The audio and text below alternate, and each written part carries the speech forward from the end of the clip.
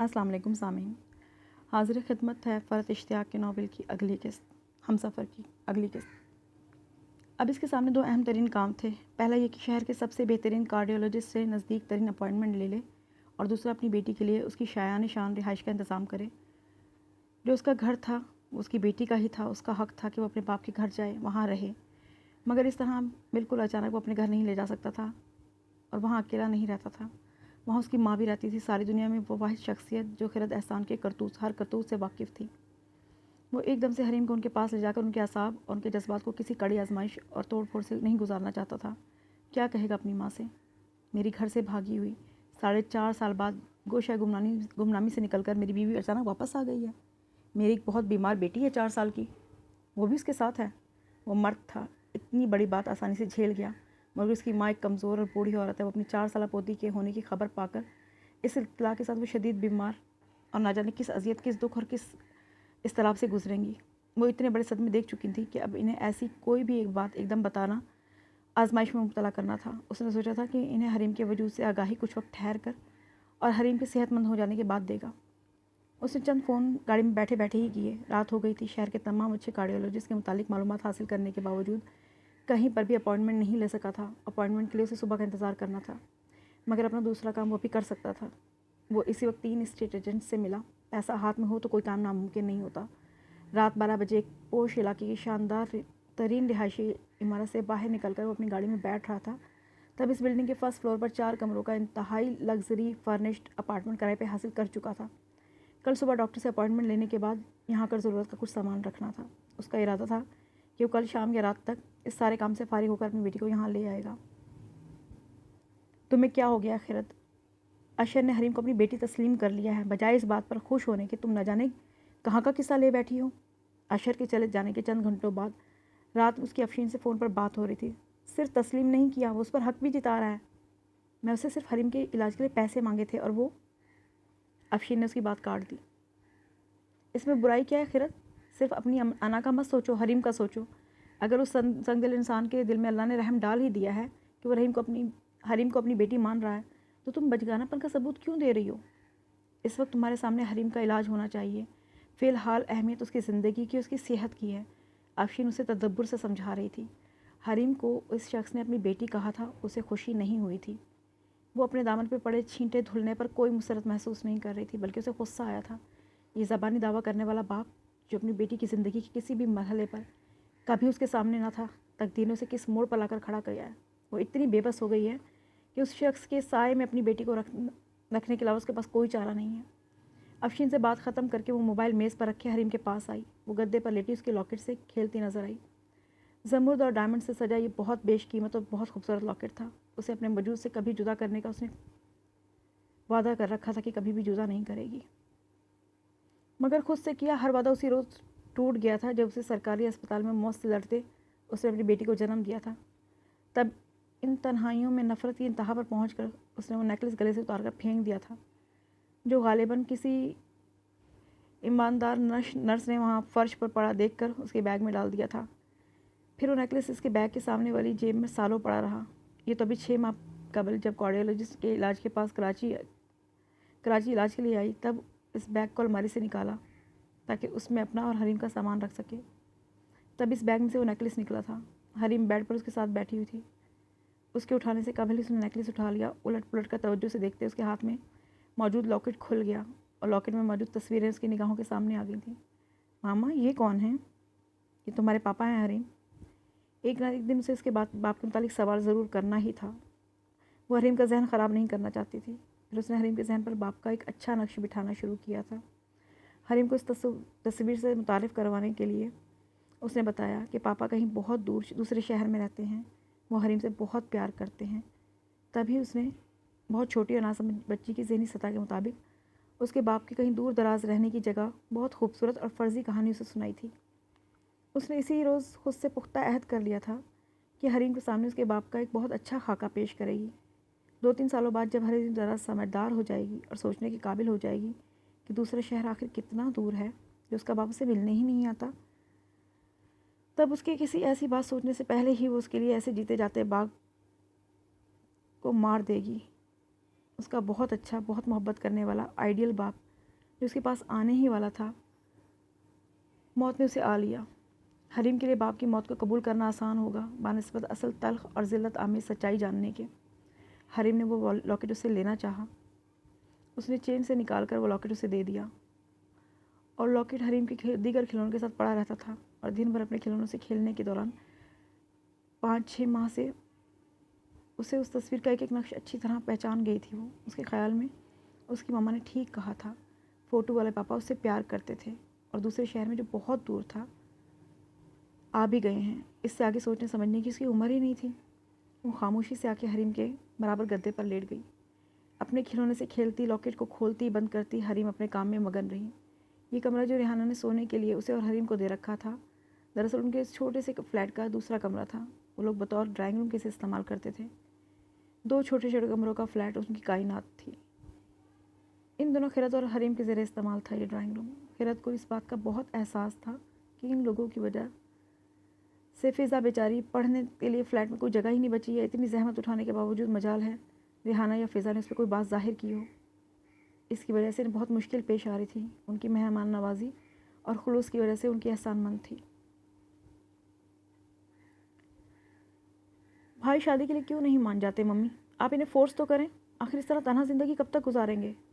یہ بات ان سے ابھی کچھ دیر قبل فون پر کنزا نے کہی تھی۔ دونوں بہنیں دور رہتی تھیں، پر اس دوری پر بھی انہیں اکلوتے بھائی کی زندگی کی تنہائی اور ویرانی کی فکر ستائے رکھتی تھی۔ وہ جتنا سمجھانے کی کوشش کر سکتی تھیں کر لی۔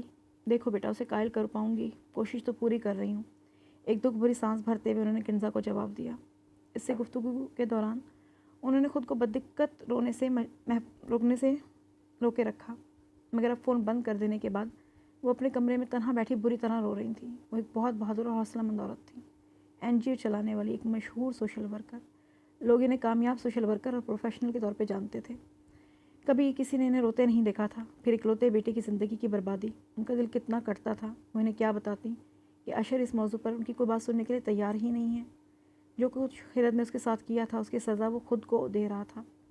کتنی بار انہوں نے چاہا اشر ان سے خیرت سے متعلق بات کرے، اس کے لیے جتنی نفرت، جتنا غصہ اس کے اندر ہے وہ سب بول کر اپنے اندر کا سارا غبار نکال دیں، مگر وہ خیرت کے بارے میں بات کرنا تو کچا اس کا نام سننے کے لیے بھی آمادہ نہیں تھا۔ خیرت نے در حقیقت اشر کے ساتھ کیا کیا تھا، یہ انہوں نے کسی فرد کو، یہاں تک کہ اپنی بیٹیوں کو بھی نہیں بتایا تھا۔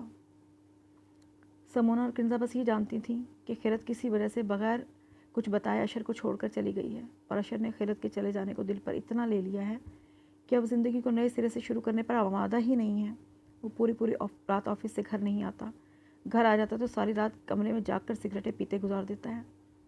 ان کا وہ خوش مزاج، زندگی سے بھرپور جینے والا بیٹا جسے ہمیشہ کے لیے کہیں کھو گیا تھا۔ 3-3.5 سال پہلے تک وہ سوچا کرتی تھی کہ وقت گزارنے کے ساتھ اشر خود کو سنبھال لے گا، مگر وہ تو اتنے سالوں بعد بھی اول روز جیسا ہی تھا۔ خیرت سے اس کی محبت بھرپور تھی، اس کا اظہار محبت والہانہ تھا، لیکن اس کی محبت اور اظہار محبت کے درمیان خیرت کے دل میں پتہ نہیں کس طرح کے وسوسے تھے۔ اشر، بصیرت حسین اور فریدہ، ان تینوں ہی کا سوشل سرکل بہت وسیع تھا۔ سو آئے دن گیٹ ٹوگیدر پارٹیز کا اہتمام رہتا تھا۔ کبھی یہ لوگ کہیں مدعو ہوتے، کبھی ان کے گھر کوئی پارٹی یا کوئی ڈنر ہو رہا ہوتا۔ اس نے نوٹ کیا کہ خیرت ان تمام پارٹیز میں اپنی تیاری کے حوالے سے بہت کانشیس رہتی تھی۔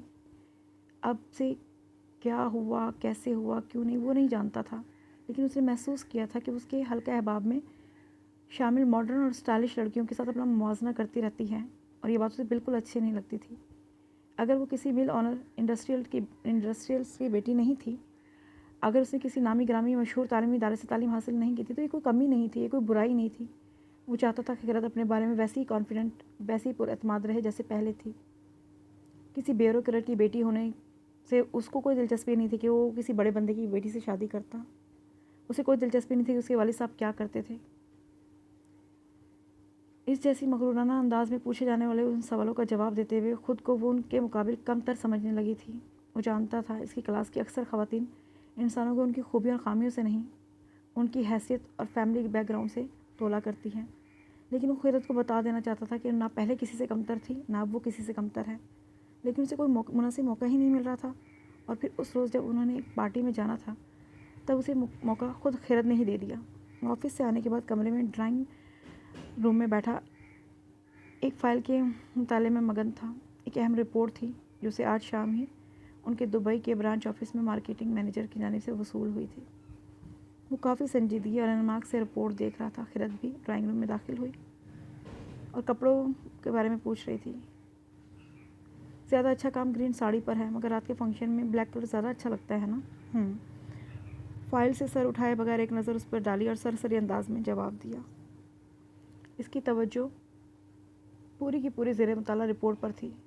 خیرت ہاتھوں میں 2-3 ہینگر پکڑے کھڑی تھی. ان میں ایک سیاہ رنگ کا ڈریس تھا، ایک سبز رنگ کا. یہ بلیک ساڑی زیادہ اچھی لگے گی نا پارٹی میں؟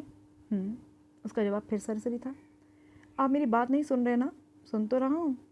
اس کی خفگی کے سوال میں اس نے پھر بے دھیانی سے ایک نظر ڈالتے ہوئے جواب دیا. سن نہیں رہے بلکہ سننے کا تاثر دے رہے ہیں. اس فائل کو سامنے سے ہٹائیں، میری بات دھیان سے سنیں. اس کے خفا لہجے کو دلچسپی سے دیکھنے لگا. میرا سارا دھیان آپ کی طرف ہے جناب. اب آپ فرمائیے کیا کہہ رہی ہیں؟ اس نے فائل بند کر کے اپنے سامنے سے ہٹائی. کچھ نہیں کہہ رہی، صرف یہ سوچ رہی ہوں کسی بھی لڑکی کو کبھی کسی ایسے کام کرنے والے جنونی شخص سے شادی نہیں کرنی چاہیے جو شام میں آفس میں واپس آتے ہوئے بھی سارا آفس گھر ہی اٹھا لائے. خیرت کو اپنے ساتھ بے تکلف انداز میں گفتگو کرتے دیکھنا اسے اچھا لگ رہا تھا، اس لیے کہ اس کی بے تکلفی تک لانے کے لیے اس نے بہت محنت کی تھی. اسے اپنی محبت، اپنی چاہت کا 1000 طرح سے یقین دلایا تھا. اس وقت وہ اس کے لفظوں سے زیادہ اس کے ناز بھرے حق جتانے والے انداز کو پوری طرح محسوس کرتا مسکراتے ہوئے رائٹنگ ٹیبل کی طرف اٹھا. خدایا اتنی بدگمانی مت کرو، مجھے پتہ ہے اس وقت کون سا مسئلہ زیر غور ہے. میری بیگم پارٹی میں بلیک ساڑی پہن کر جائیں یا گرین، یہ کوئی ایسی بات نہیں ہے جس کا مذاق اڑایا جائے. وہ اس کے غیر سنجیدہ انداز کا برا مانتے ہوئے منہ پھلا کر بولی. اس کے پاس آ کر کھڑا ہو گیا. مذاق اڑاؤں گا؟ وہ بھی اتنے سنجیدہ مسئلے کا؟ لبوں پر ایک شرارتی تبسم لہرایا. آپ سیریس نہیں ہو رہے ہیں؟ میں پارٹی میں اچھی لگنا چاہتی ہوں. وہ بے حد سنجیدہ تھی. اس کے اعصاب پر اس وقت صرف اور صرف پارٹی سوار تھی جہاں آج اس نے جانا تھا. کس کے مقابلے میں؟ وہ اپنی غیر سنجیدگی ترک کر کے یکدم سنجیدہ ہوا. اتنی دیر سے وہ غیر سنجیدہ تھا، مگر اب اچانک ہی اسے احساس ہو گیا کہ شاید یہی مناسب وقت ہے جب وہ خیرت سے وہ بات کر سکتا ہے. اسے یہ شدید خدشہ لاحق تھا کہ وہ نازک سی لڑکی ہرٹ نہ ہو، مگر اب تو اس کے دل کی بات کرنے کا موقع خود خیرت نے فراہم کر دیا تھا. اگر اس کے حلقہ احباب یا خاندان میں کسی فرد نے خیرت کے بارے میں ایسی کوئی بات کہی تھی جو اسے کمپلیکس میں مبتلا کرنے کا سبب بنی تھی، تو اسے باور کروا دینا چاہیے کہ اس کے مڈل کلاس بیک گراؤنڈ کے حوالے سے اسے کچھ کہنے والا انسان دراصل اس سے جلن اور حسد میں مبتلا ہوگا. احمق ہو تم جو ان فیشن زدہ لڑکیوں کے ساتھ اپنا کمپیریزن کرتی ہو. تم ان سب سے کہیں زیادہ اچھی ہو. مجھ سے پوچھو، تم سب سے اچھی ہو. تمہاری سادگی تمہاری سب سے بڑی خوبصورتی ہے. تم اندر باہر سے ایک جیسی ہو، ان مصنوعی لڑکیوں کی طرح نہیں ہو. وہ اپنے دونوں ہاتھ اس کے کاندھوں پر محبت سے مضبوطی سے جما کر اور سنجیدگی سے کہہ رہا تھا. خیرت کے ہاتھوں میں سے دونوں سوٹ لے کر اس نے سائڈ میں ڈالے اور بتایا. مائی سویٹ وائف، تمہیں اچھا لگنے کے لیے کسی محنت کی ضرورت نہیں ہے. تمہیں کسی فیشن پریڈ میں حصہ لینے کی بھی ضرورت نہیں ہے. تم ان نیلی پیلی ساڑیوں اور ڈھیر ساری جیولری اور میک اپ کے بغیر بھی اس سادہ انداز میں بھی اچھی لگتی ہو. تم ہمیشہ ہر انداز میں اچھی لگتی ہو. تمہارا جتنا اچھا کوئی اور لگ ہی نہیں سکتا. وہ بہت سچائی اور پورے دل سے اس کی تعریف کر رہا تھا. تمہیں تو واقعی میک اپ کی ضرورت نہیں ہے. پھر وہ ہولے سے اسے کہا کہ تم یہ والے ڈریس پہنو، تم اس میں اچھی لگو گی. تم کہیں سے کبھی بھی احساس کمتری میں مبتلا ہونے کا کوئی بھی ضرورت نہیں ہے تمہیں. شاید میری محبت میں کوئی کمی رہ گئی ہے جو تمہیں میری زندگی میں اپنے سب سے اہم اور سب سے خاص ہونے کا یقین ہی نہیں ہوتا. اور پھر اس رات جب وہ دونوں پارٹی میں آئے، تب گاڑی سے اتر کر اندر داخل ہوتے ہوئے اس نے خیرت کا ہاتھ تھام لیا. ہاتھ چھوڑیں پلیز، اس نے گھبراتے ہوئے کہا. مگر سنی انسنی کرتے ہاتھ پکڑے وہ اندر داخل ہو چکا تھا. وہ اسے اپنے ساتھ لیے اپنے تمام جاننے والوں سے یوں مل رہا تھا جیسے کوئی خود کو ملنے والے کسی اعلیٰ ترین اعزاز کو سب کو دکھاتا پھر رہا ہو. پاگل تھی خیرت. یہ اتنی سی بات سمجھ میں نہیں آ رہی تھی اسے. وہ خود کو دوسروں سے بہت بلند اور بہت خاص سمجھتی. یہ فیشن زدہ لڑکیاں در حقیقت اس کے سامنے خود کو کتنا حقیر اور کتنا کمتر سمجھتی ہیں اور اس سے کس قدر حسد کرتی ہیں. اس روز اپنے ہر انداز میں سے خیرت کو اس نے یہ باور کرا دیا تھا. اس نے چٹ پر نمبر دیکھ کر خیرت کا موبائل نمبر ملایا. ہیلو. کال فوراً ریسیو کر لی گئی. میں حریم سے بات کروں؟ اسے سرد اور بے تاثر لہجے میں مجھے کہا. اسے ہولڈ کیجیے. وہ جیسا فکرہ سرد لہجے میں اس نے حریم کو پکارا. حریم آؤ بات کرو، تمہارا فون ہے. حریم کی آواز اس نے فوراً ہی سنی تھی. ہیلو پاپا. شاید خیرت نے پہلے ہی سے اشارتاً بتا دیا تھا کہ اس کے باپ کا فون ہے. ہیلو بیٹا، کیسی ہو؟ Fine papa. Very good. اچھا بیٹا، میں نے اس لیے فون کیا کہ میں تھوڑی دیر میں آپ کو لینے آ رہا ہوں. آپ تیار ہو جاؤ. جی پاپا. उसे अपनी बेटी का बात करने का महज़िब अंदाज़ बहुत अच्छा लग रहा था। 4 साल की उम्र के लिहाज से वो काफ़ी समझदार, महज़िब और शाइस्ता सी बच्ची थी। उसने हरीम को खुदाफिज़ कह के फ़ोन बंद कर दिया और एक आखिरी निगाह अपने हाथों से अपनी बेटी के लिए सजाए गए अपार्टमेंट पर डाली। सुबह सवेरे से वो यहाँ की तज़ीन और आराइश में मसरूफ़ था। अपार्टमेंट में सजावट के साथ साथ शहर के सबसे नामवर और काबिल कार्डियोलॉजिस्ट से और बच्चों के दिल के अमराज के माहिर सर्जन डॉक्टर आबिद अंसारी से कल की अपॉइंटमेंट भी ले चुका था। इस वक्त शाम के 7 बज रहे थे। गाड़ी की चाबी उठाकर वो वहाँ से बाहर निकल आया और एक बार फिर उसने तंग व तारीख फ्लैट पर पहुँचा। उसने बेल करने के अंदर से आवाज़ आई, कौन है? क्या पापा हैं? बारीक और सवालिया अंदाज़े से मुस्कुराने पर मजबूर कर दिया। जी पापा हैं। उसने फ़ौरन ही दरवाज़ा खोल दिया। दरवाज़ा खुलते अशर की उस पर नज़र पड़ी। वो पिंक कलर के ब्लाउज़ और ब्लू स्कर्ट पहने बिल्कुल तैयार खड़ी थी। उसने पैरों में ब्लाउज़ से मैचिंग करते पिंक शूज़ पहन रखे थे और सर में ढेर सारी आराइशी सामान, फूलों, फलों, स्टार से मुज़य्यन हेयर क्लिप्स और हेयर बैंड लगा रखे थे। वो सब तमाम तर पिंक कलर में थे और शायद उसकी बेटी को सजने संवरने का बेहद शौक़ था।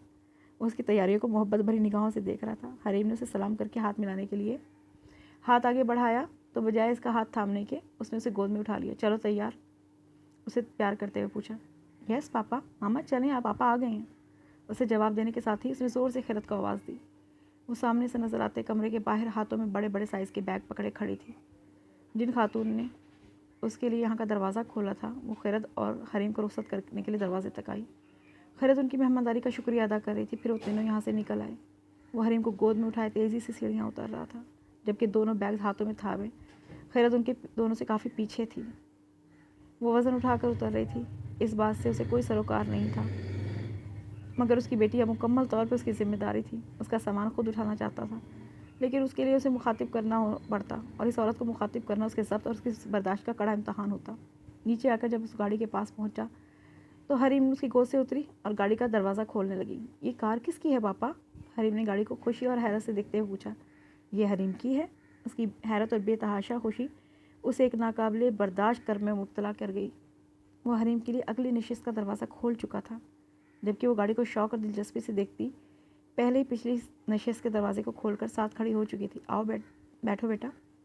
वो दरवाज़ा खोले उसके बैठने का मुंतज़िर था। पापा, हरीम यहाँ बैठेगी, आगे मॉम और डैड बैठते हैं। उसने बड़ी समझदारी और पते की बात बताई, साथ ही उसकी कम अकली पर अफसोस करते हुए अपने सर पे हाथ भी मारा। वो मुस्कुराए बगैर नहीं रह सका। उसकी जहानत और उसकी समझदारी उसे खुश कर रही थी। अच्छा, आपको ये बात कैसे पता है? वो झुका हुआ उससे पूछ रहा था। हरीम ने कार्टून में देखा है पापा।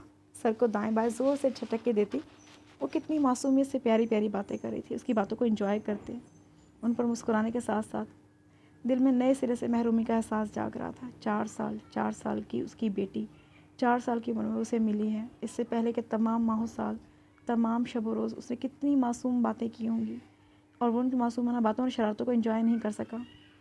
उसकी बेटी के परवान चढ़ने के सारे मराहिल, वो सारे दिन, वो सारी रातें जिसमें वो अपनी बेटी के साथ हो सकता था, जिसमें वो अपनी बेटी के साथ होना चाहता था, वक्त का वो एक एक लम्हा उससे और हरीम से खैरत एहसान ने छीन लिया था। वो 4 साल जो तुमने मुझसे और हरीम से छीन लिए हैं ना, उनका हिसाब खैरत एहसान मेरा हक़ था अपनी बेटी पर। वजूद से आशना होना, उसकी ज़िंदगी के हर पल उसके साथ होना मेरी बेटी का हक़ था। अपने बाप को जानना जो मेरी ज़िम्मेदारियां थी 4 सालों तक अदा नहीं कर सका, सिर्फ तुम्हारी वजह से। जो मेरी बेटी का हक़ था 4 सालों तक उसे नहीं मिल सका, सिर्फ तुम्हारी वजह से। हरीम पिछली नशिस्त पर बैठ चुकी थी। खैरत ने दोनों बैग गाड़ी के पास लाकर रख दिए। उसने वो दोनों बैग उठा के डिग्गी में रखे और ड्राइविंग सीट पर आकर बैठ गया। अपने बराबर वाली आगे की नशिस्त का दरवाज़ा उसने खोला हुआ था, पर वो उस औरत के लिए नहीं खोला था, मगर उसके खुले दरवाजे से बग़ैर किसी हिचकिचाहट या शर्मिंदगी के उसके बराबर वाली नशिस्त पर बैठ गई। उसका अंदाज़ इतना गैर मुतल्लिक था जैसे वो कहीं भी बैठ जाए, ये कोई अहम बात ही नहीं है। वो उससे हरीम से बिल्कुल लाताल्लुक़ खामोश बैठी खिड़की से बाहर देख रही थी। हरीम पापा से क्या बातें कर रही है उसे इससे कोई मतलब नहीं था। पापा सॉन्ग लगाएं। हरीम को गाना सुनने का बहुत शौक़ हो रहा था। म्यूज़िक जैसी तफरीहात से वो काफ़ी दूर थी। कोई सीडी, कोई कैसेट गाड़ी में ना होने के सबब उसने रेडियो लगा दिया। एफएम का कोई सा चैनल था जिस पर गाने चल रहे थे। उसने बिल्डिंग की बेसमेंट में गाड़ी पार्किंग लॉट में खड़ी कर दी। गाड़ी से उतरकर वो पीछे आया, पिछला दरवाज़ा खोला। उसने हरीम को गोद में उठाया और फिर डिग्गी की तरफ आ गया। इन बैग में से एक बैग पर कुछ कार्टून और कैरेक्टर बने हुए थे। उसने पिंक कलर का वो बैग दूसरे हाथ में उठा लिया। तब तक खैरत गाड़ी से उतर चुकी थी। وہ ڈگی کے سامنے سے ہٹ گیا۔ خیرت نے دوسرا بیگ اپنے ہاتھ میں اٹھا لیا، سنجیدہ انداز میں کھڑی حریم کو گود میں اٹھایا، اس نے چلنا شروع کر دیا۔ تب وہ بھی چلنے لگی۔ وہ اسے کافی پیچھے چل رہی تھی، اسے بیزار، اسے سخت نفرت کرتی تھی، اس کے ساتھ کوئی واسطہ نہیں رکھنا چاہتی تھی۔ یہ سب کچھ اس کے ہر انداز سے ظاہر تھا۔ زندگی میں تمام اشر حسین میں پہلی مرتبہ دیکھ رہا تھا یہ سب کچھ، جب ایک مجرم اپنے جرم پر شرمندہ ہونے کے بجائے اس کو نفرت سے یوں دیکھ رہا تھا جیسے کوئی مظلوم کسی ظالم کو دیکھتا ہے۔ یہ نہ جانے ڈھٹائی اور دیدہ دلیری کا کون سا انداز ہے۔ وہ لفٹ کی طرف آ گیا۔ خیرت احسان کے ہاتھ میں موجود بھاری بیگ اسے لفٹ کی طرف لے آیا تھا، اور لفٹ کا بٹن دباتے پہلے وہ خود پر جھنجھلایا، پھر یہ سوچ کر خود پر جھنجھلانا بند کر دیا کہ اسے اللہ نے ایسا ہی بنایا ہے، وہ اپنے بدترین دشمن کے ساتھ بھی کچھ برا نہیں کر سکتا تھا۔ جو خیرت نے اس کے ساتھ کیا، اگر جواب میں وہ بھی وہی کر رہا ہوتا تو اپنی بیٹی کو اسے چھین کر لے آیا ہوتا۔ آج خیرت احسان یہاں اس کے ساتھ نہ آ رہی ہوتی۔ اپارٹمنٹ کا دروازہ کھول کر وہ حریم کو گود میں لیے اندر داخل ہوا۔ یہ حریم کا گھر ہے، کیسا لگ رہا ہے یہ گھر؟ اچھا ہے؟ اندر آ کے اس نے حریم سے پوچھا۔ وہ دلچسپی سے چاروں طرف نظریں گھماتی اپنے نئے گھر کو دیکھ رہی تھی۔ ہم ریحانہ آنٹی کے گھر نہیں جائیں گے۔ اب سویٹ ہارٹ، تم کہیں بھی نہیں جاؤ گی، ہمیشہ پاپا کے ساتھ رہو گی۔ یہ ہمارا گھر ہے، پاپا بھی یہیں رہیں گے، پاپا کی پرنسس بھی یہی رہے گی۔ وہ پیار سے اس کے گالوں کو چھوتے ہوئے بولا۔ اور ماما؟ ماما بھی تو ہے نا ماما؟ حریم نے فوراً ہی پاس کھڑی خیرت سے تصدیق چاہی۔ خیرت جواب میں لاتعلقی اور خاموشی سے کھڑی رہی تو وہ گہرے سانس لیتے ہوئے آہستگی سے حریم کو جواب دینا پڑا۔ ہاں، تمہاری ماما بھی۔ پہلے کچھ دیر بیٹھنا، پھر گھر دیکھنا۔ گھر دیکھنا ہے پاپا پہلے۔ خیرت کو وہیں چھوڑ کر وہ حریم کو ساتھ لے کر اندر آ گیا۔ اس کی گود سے اتر کر اب وہ خود چلتی ہر کمرے کو بھی شوق سے داخل ہو رہی تھی، دلچسپی سے سب چیزوں کو دیکھ رہی تھی۔ Drawing room, living room, kitchen, balcony, دیگر جگہ دیکھ آنے کے بعد اب وہ آخر کو حریم کو اپنے کمرے میں لے آیا تھا، جو اس نے بڑی محبت سے خاص طور پر اس کے لیے تیار کیا تھا۔ فرنیچر پہلے سے موجود تھا، دوسرے کارپیٹ، کشنز وغیرہ سے لے کر دیگر چھوٹی چھوٹی چیزوں کا یہاں ایسا اہتمام کیا تھا جنہیں دیکھ کر حریم خوش ہو۔ حریم آنکھوں میں بے تحاشا دلچسپی لیے اس کمرے کو دیکھ رہی تھی۔ وہ بیڈ پہ تکیے کی جگہ رکھا دیکھ کر حیران ہو گئی۔ پھر جب بیڈ پر چڑھ کر اس نے ہاتھ میں لیا تو پتہ چلا وہ تکیہ ہی ہے۔